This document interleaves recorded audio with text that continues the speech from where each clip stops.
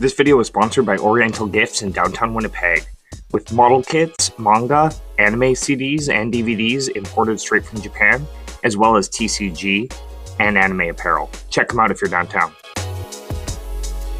I got the beam saber here sprayed up. I really like the gradient that I got. I just used the Mr. Hobby fluorescent pink that they have available.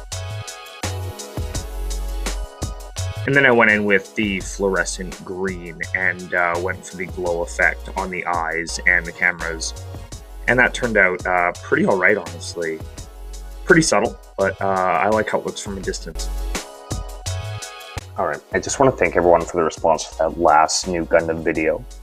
I was happy with how it turned out, the sponsor was happy, and all in all, the video did really, really well for me. So thanks a lot, guys, but let's keep that love moving and keep working on this thing. So what I did, you saw my beam saber footage. I kind of used the fluorescent pink and just sprayed a little bit less as we got closer to the tip, just to give it a gradient, and I think that worked out really, really nice. I don't have a black light, so I really wish I did so I could see the fluorescent effects. The airbrushed fluorescent green glow on the eyes and the camera worked out really nice. There's still a bit of sloppiness from the acrylic underneath and the way it reactivated that top coat and all that. Unfortunately, I tried to hand brush a lacquer top coat on the eyes and the camera, and it just smudged all the acrylic under because of the order of materials, right? That's a very important thing to note. Do not try to hand brush lacquer over acrylics unless you just want a smudgy mess. But I figured once I airbrushed the green over it, it would kind of save the day, and it sort of did. You know, I'm happy enough with how it looks, especially from afar. I didn't get any footage of airbrushing the gold, unfortunately, but I just masked that middle segment and sprayed gold. It looks quite grainy on the camera, but I swear it doesn't actually look like that in person, or maybe it's just my bad eyes.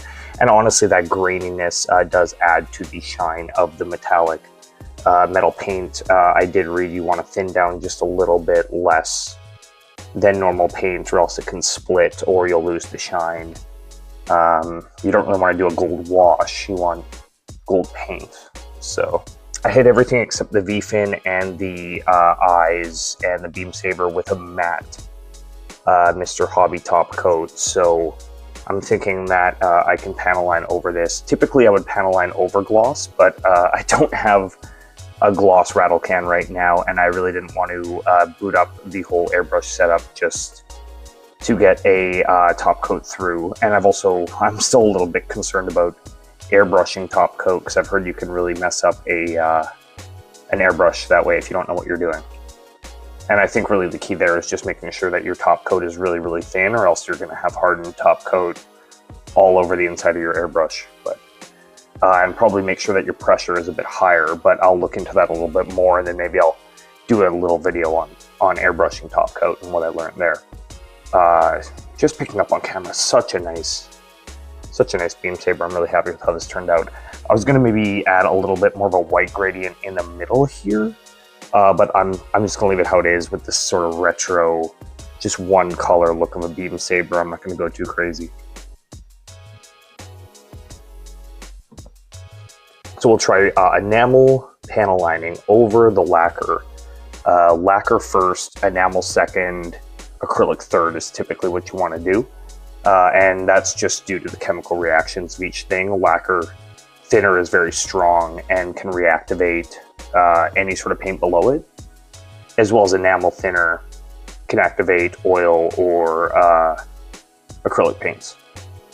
And I'm not going to weather this guy too much. It's mostly just going to be hand painting the little details in, a little bit of cleanup, and then I'm going to hand paint the Amuro A and the unicorn here and on the shield, and maybe weather the shield up a bit just so that this running paint when I was airbrushing for the first time can be fixed up a little bit. But I'm really glad that everything else came out really nice on this kit.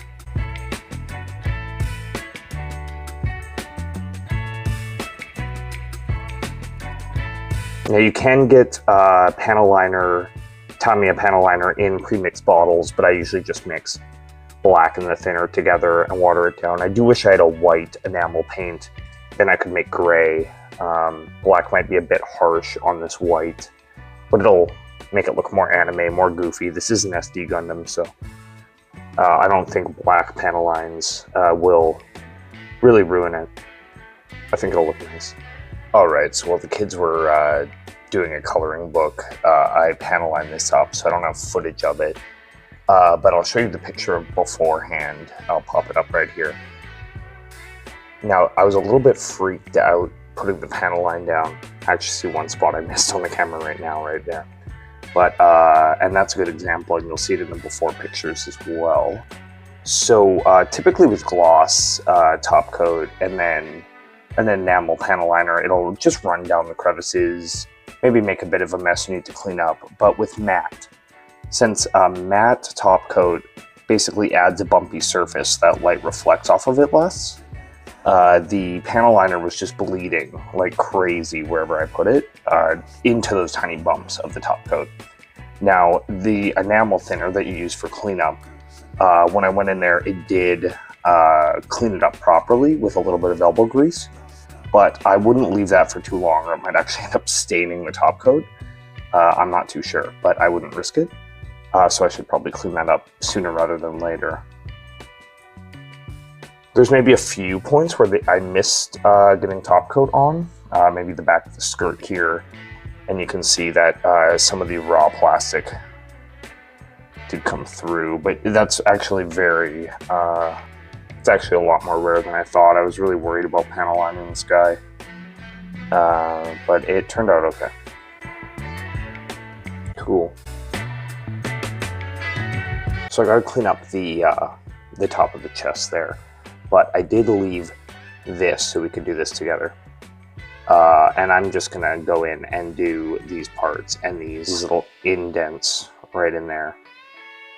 I might go over and lightly dry brush some white over this just so it's not as purple, because I caught some of that with the airbrush, but this is the back of the model. This is the side that you're seeing, so I'm more worried about this side. So I have my panel liner from earlier that's just enamel black and enamel thinner from Tamiya. It evaporates a little bit, but it evaporates a lot slower than lacquer thinner. But I do need to add just maybe a bit more thinner. As you can see here, there's still a decent amount of pigment. This isn't just thinner.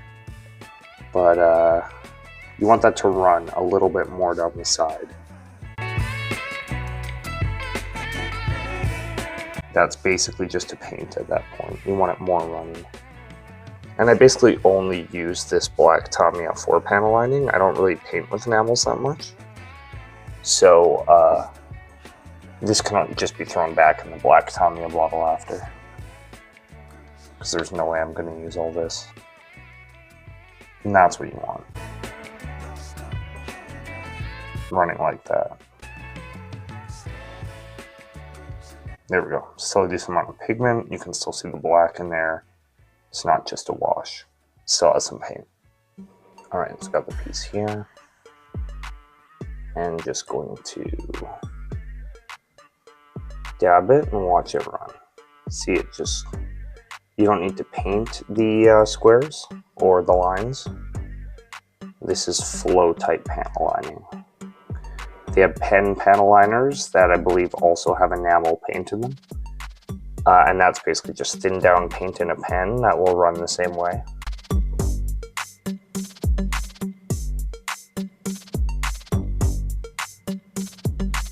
See what I mean about the bleeding here.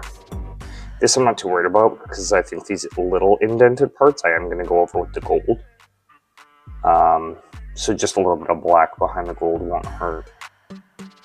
I really just want to make sure I'm getting differentiation between the funnels, like in between where they separate, really is the main thing here.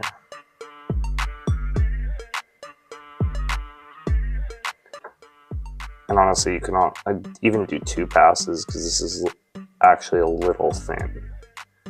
So it's coming out a bit gray, so if you want a darker black, you might need to get 2 layers of pigment on there as it dries.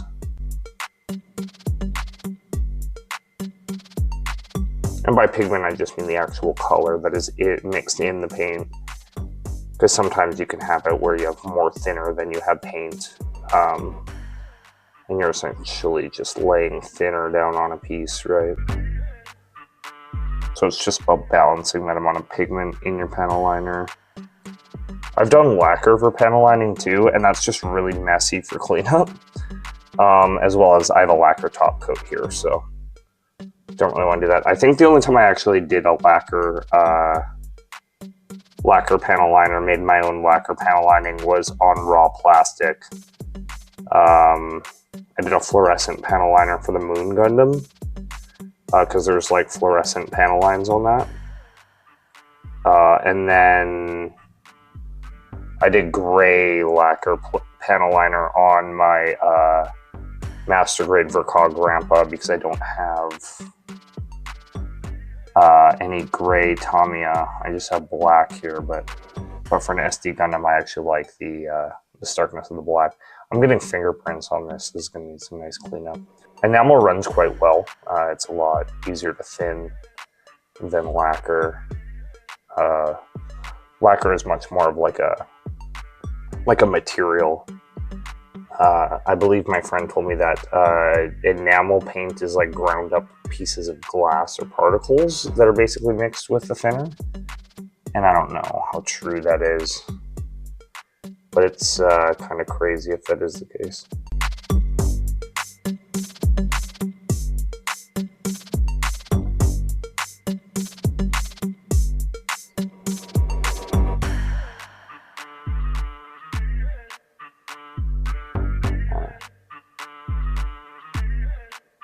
And I usually just use a Q-tip for cleanup. Some people use a brush. Some people even use a specific tool that's basically like a little sponge on a stick. I do have one of those, but for an application this small, I'm not too worried about busting out this specific panel liner cleanup tool.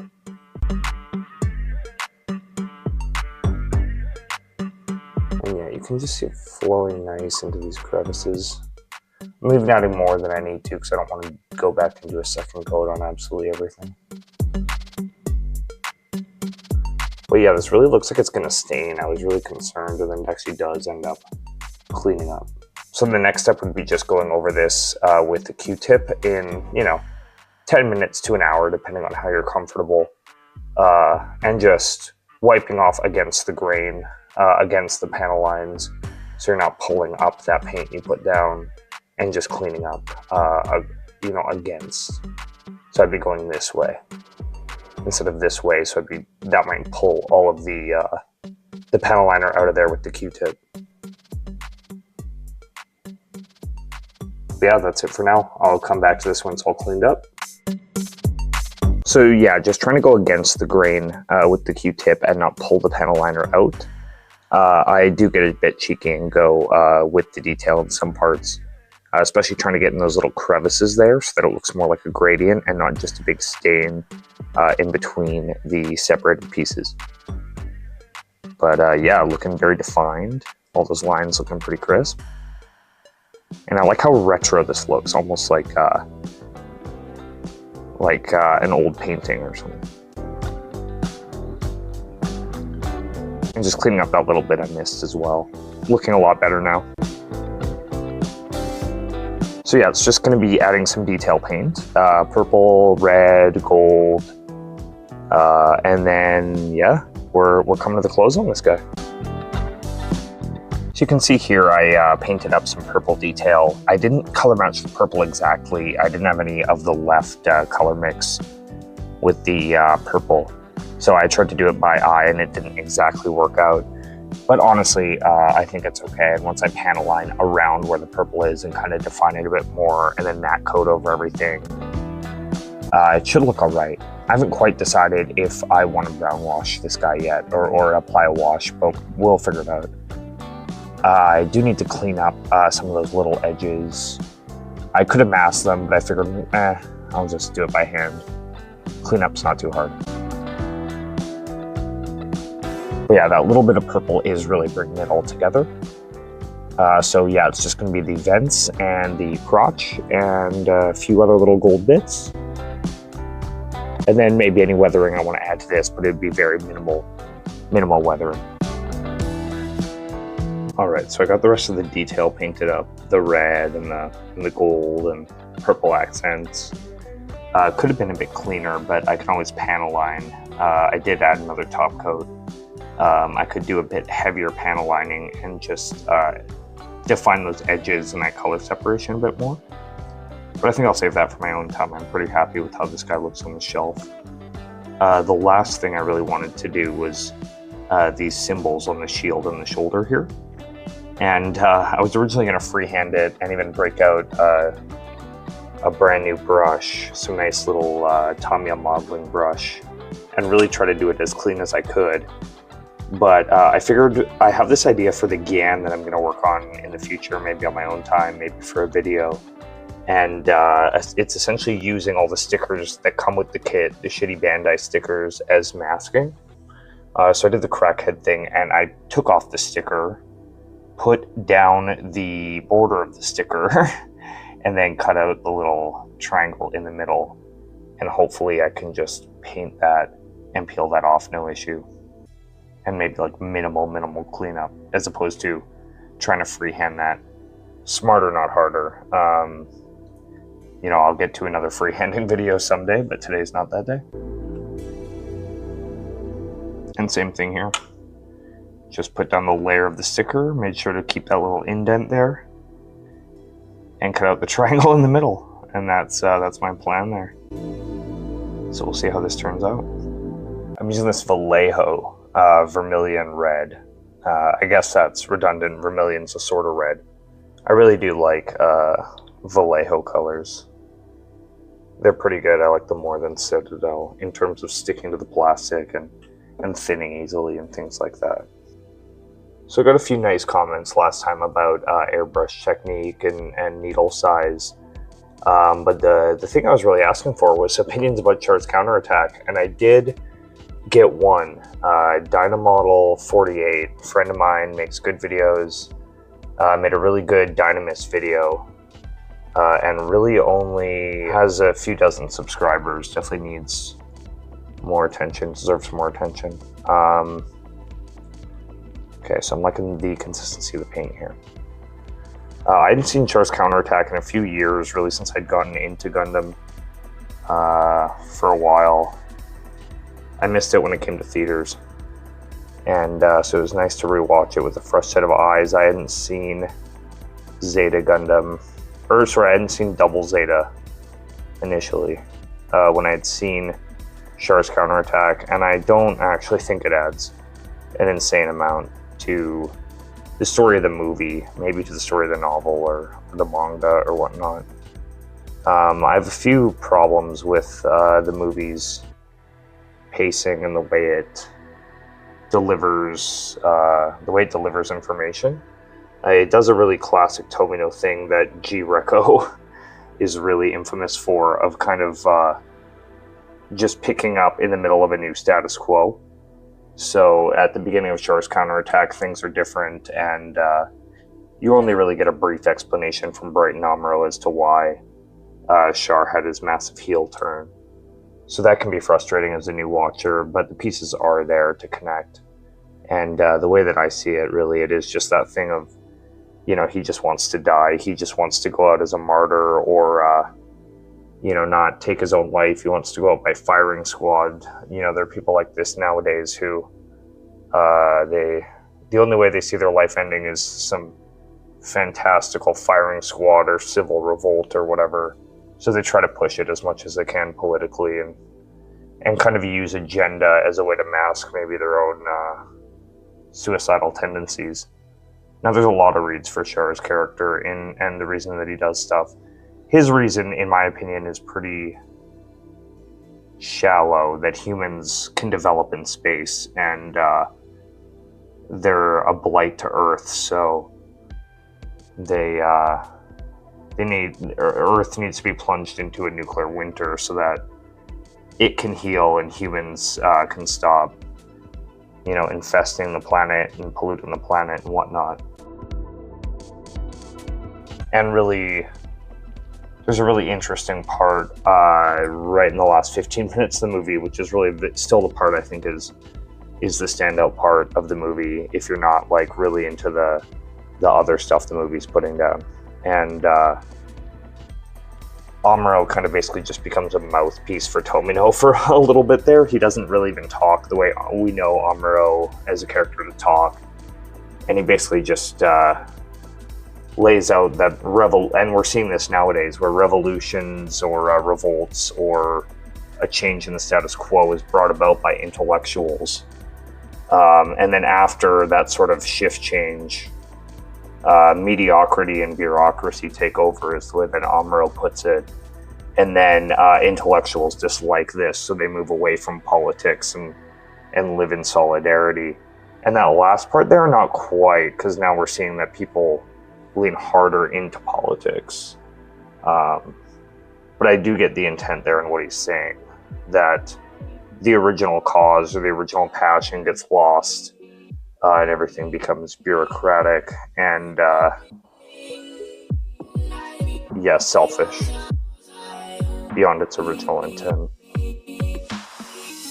Now, it is weird because he's not really wrong about any of that stuff. But Char, in the moment, doesn't really have any sort of comeback because he's, you know, I truly believe Char doesn't have a fully formed opinion on why he's doing the things he does. He's just kind of coasting, playing out the motions as a hero until he dies, or a war criminal.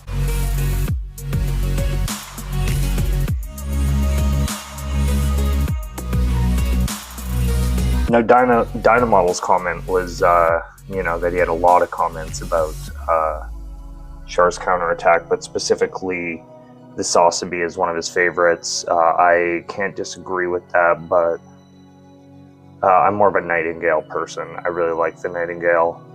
And with the whole Batorchka's children thing, that is another thing to talk about. It is extremely weird that Shan takes the place of Beltorchka, and seemingly Gyune takes the place of Camille, because it really feels like Camille would really be good in the Gyune role in that movie. But sadly, that's not what happens.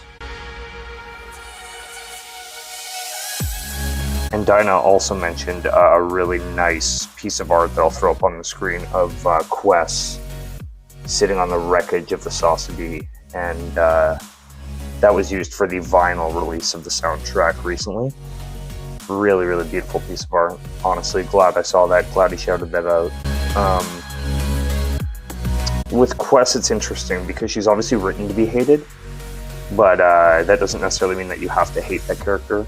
So I went in this time really trying to give her the benefit of the doubt. And she is truly quite something. She's, I get the intent. She's an annoying teenager, and she's kind of at the whim of powerful men, running from one powerful man to the next, trying to impress them. But Tomino has this thing that he likes to do where he almost writes more interesting female characters than the male characters, and then always ends up killing them a lot of the times, and especially the interesting ones. And it's not really fridging. He doesn't like kill female characters to further the men's plot so much as to really make you think about the things that women sacrifice for men, what it means to be a woman,